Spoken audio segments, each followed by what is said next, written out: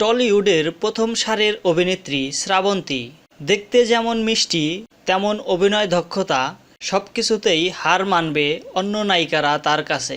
তবে কিছুদিন আগে টলি ইন্ডাস্ট্রি থেকে একটু দূরে সরে গিয়েছিলেন শ্রাবন্তী। শ্রাবন্তীর শেষ ব্যবসা সফল ছবি ছিল বিরসা দাশগুপ্ত পরিচালিত শুধু তোমারই জন্য।